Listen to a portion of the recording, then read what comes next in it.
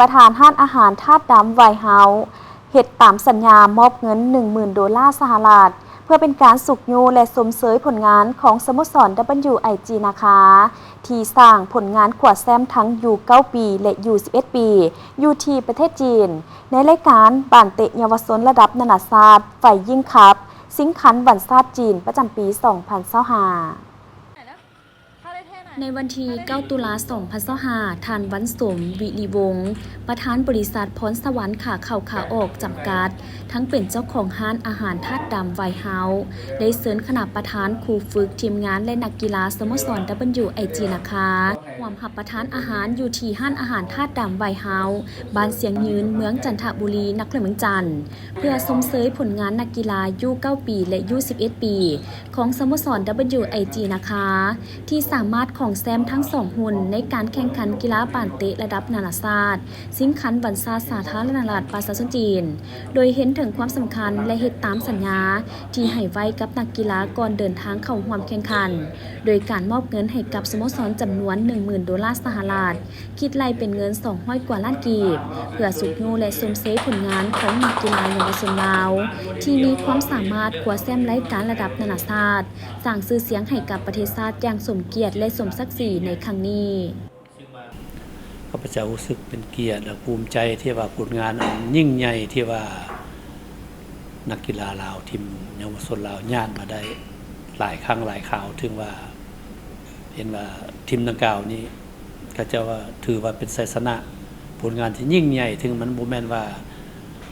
เป็นลูกฟุบเขาเอิ้นว่ากีฬามันมีบังเอิญมันมี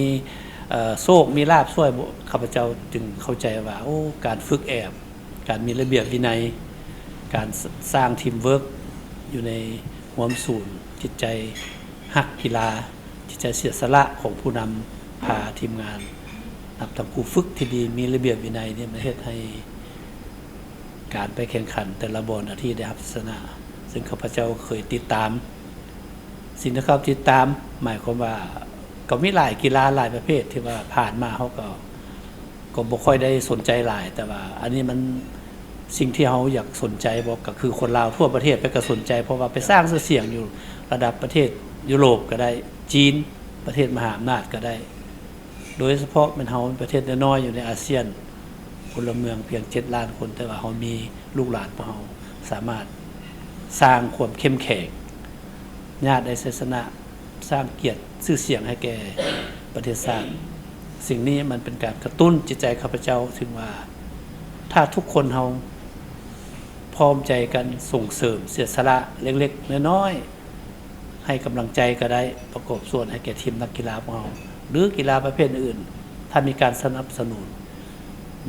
นอกจากมีการนำซีนำพาแล้วเขามีการสนับสนุนให้กำลังใจให้ทุนให้ฮ้อน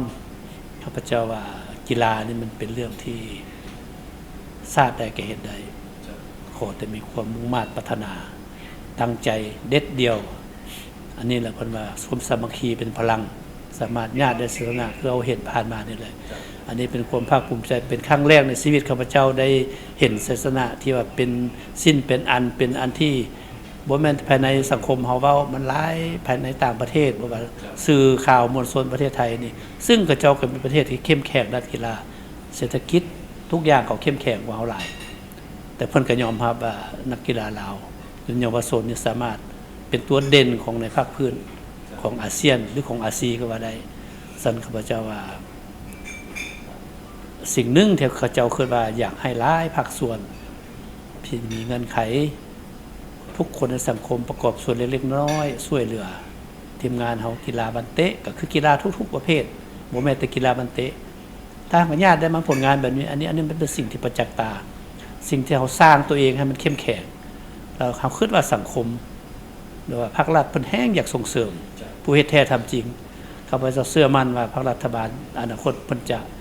มีกำลังใจมีพลังที่ว่าลูกหลานเฮาสร้างได้เฮ็ดเพิ่นเห็นด้วยเป็นความประจักษ์ตาเขาเชื่อมั่นว่าทีมนากาภายใต้การนำพาของท่านยินไซสภาทีมงานเฮานี้สืบต่อสร้างชื่อเสียงเฮ็ดให้วงการกีฬา